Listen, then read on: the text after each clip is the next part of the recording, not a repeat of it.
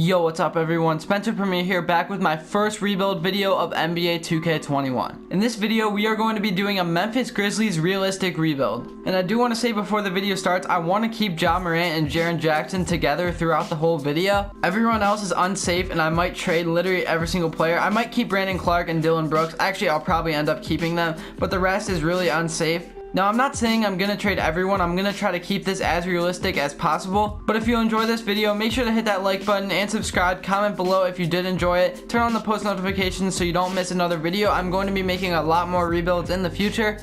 Also, before we begin, I want to show you guys the difficulty so you know I'm making this as realistic as possible. I put sim difficulty at 60, trade difficulty at 100. You know how that goes. You have to put it at 100 for it to be at all realistic. Contract I put at 70 and re-signing I put at 65. I also kept the injuries on, but I put them really low so they don't happen often. So with the trade difficulty being at 100, it is going to be hard to make great trades. I want to start off by trading Valanciunas and Justice Winslow. I just can't trust that Winslow will stay on the court. He's always getting injured a lot. And this trade that I found, this is pretty realistic. Justice Winslow, Jonas, and a second round pick for Buddy Hield and Rashard Holmes. I am going to do this trade. I don't know why I said Rashard. It's Rashawn, my bad. But I can't even imagine Buddy Hield playing next to Ja Morant. But I think this is a fair trade. Justice Winslow is an up-and-coming player. He does get injured a lot and is a little risky, but they also get Valanciunas and a second round pick.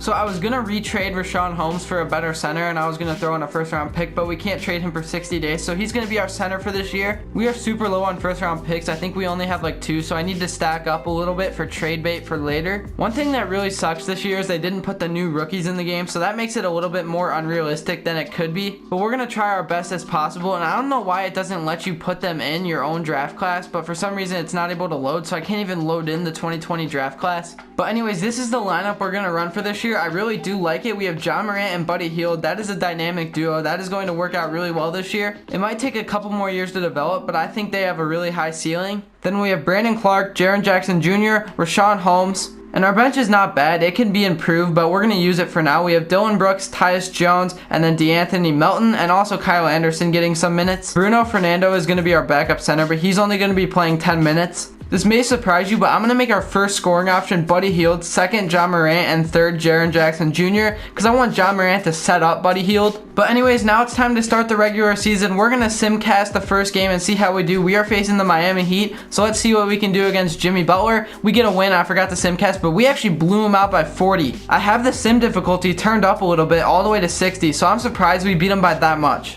Now we're facing the Chicago Bulls. We're going to sim this and see how we do. Let's see if that first game was a fluke. Looks like we're losing. We lost by 10 to the Bulls, so I don't know what happened that first game, how we beat the Heat by 40 and then we can't beat the Bulls. Jaren Jackson had 22, Tyus Jones had 15, the second leading scorer. Ja Morant and Buddy Hield only had 13 and 10. That is not good enough if we want to win games. So I'm going to simulate to the middle of the year, probably about the All-Star break, so let's see what we can do in the beginning of the year. So guys, we have reached the All-Star break and we are 22 and 32, not the season that I wanted. I think we're just going to ride this team out the rest of the year, get a higher draft pick if we even have one. I didn't check. Then we need to make the moves in the offseason that we need to make to become contenders for next year. So I'm going to sim the rest of the season. I'll let you know if we sneak into the playoffs somehow.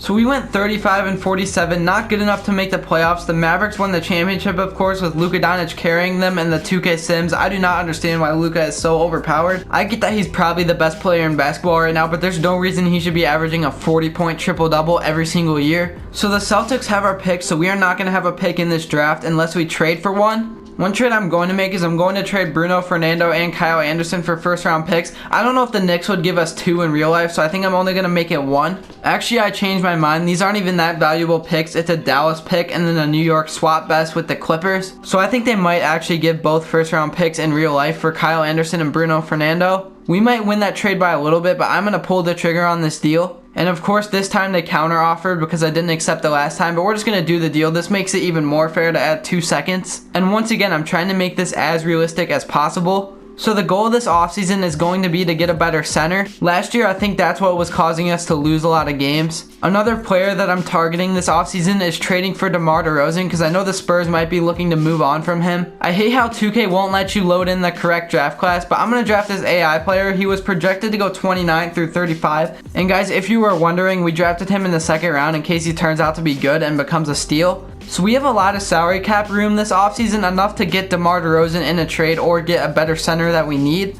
So actually guys, DeMar DeRozan was a free agent, so we're going to offer him big money and a player option to see if he signs. This could be a bust move by me, but we're going to see if it ends up working out because we need a better small forward. So we do get DeMar DeRozan to sign with us. We offered him too much money for him to decline. We're also going to try to sign Tristan Thompson because I know the Cavs are looking to get rid of him. So we do not have enough money to sign Tristan Thompson, so I'm going to trade him for a first round pick. I'm also going to trade away Tyus Jones because he's taking up too much money. So now we're finally able to sign Tristan Thompson to a nice 2-year deal. So now with us signing DeMar DeRozan and Tristan Thompson, we have a way more complete team than we did last year. The only thing we're lacking is our bench. We're going to trade for Kevin Porter Jr. for our bench because I know he has a really high ceiling. I've watched him play a lot. I am personally a Cavs fan. And even with his high ceiling, I know the Cavs would accept this deal because it's for 3 first-round picks and they are currently rebuilding. So now with having KPJ as our small forward, we can move Brandon Clark back to his natural position at power forward. So like everyone would do, I'm going to put Ja Morant and Jaren Jackson to potential camp.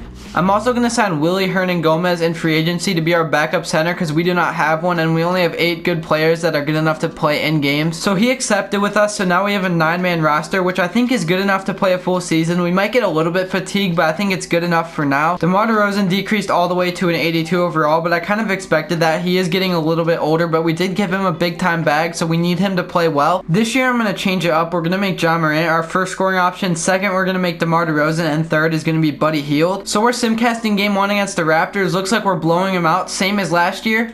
And when I mean last year, we beat the Heat by like 40. That was kind of insane because we weren't even that good of a team last year. Ja Morant played 43 minutes and had 24 points. That's a solid game, but we need our other starters to play a lot better and take more shots. I'm going to simcast to the middle of the season. I will see you there. So we have reached the All-Star break and we have 35-20, exactly where I want to be. I don't know if we're going to win the title this year, but we're definitely in contention. We are the 5th seed in the West. That's actually pretty low for being 35-20, but again, the West is really strong. But I'm going to simulate the rest of the year. Hopefully we can get more wins and become a higher seed. We ended up being the 5 seed, so we didn't move up at all compared to what we were at the All-Star break. And I don't understand how this lineup was only the 5 seed. We have Ja Morant, Buddy Hield, DeMar, and Jaren Jackson all on fire. But let's see what we can do against Zion.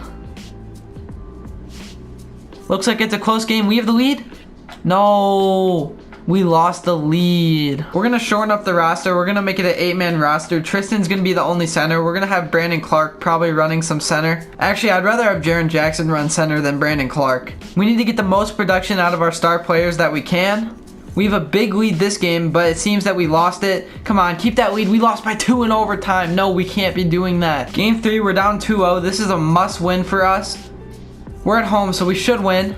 Alright, we win by 2. That is a close game. Let's see what the stats were. Hopefully Ja Morant went off. He had 29. That's not a ton. I thought he was going to have more. DeMar DeRozan had 26. That's solid from him. Buddy Hield with only 14. We need more points for him. Now for game number 4, we also need to win this one to even up the series. It looks like we're going to. We blow him out by 35. Man, how are we doing so good all of a sudden? Is it because I shortened the rotation? We beat him by 40. I didn't even change the settings or anything. That's crazy. Let's go, Ja. This is the put away game, game 6? Why are we winning by so much? We won by 50.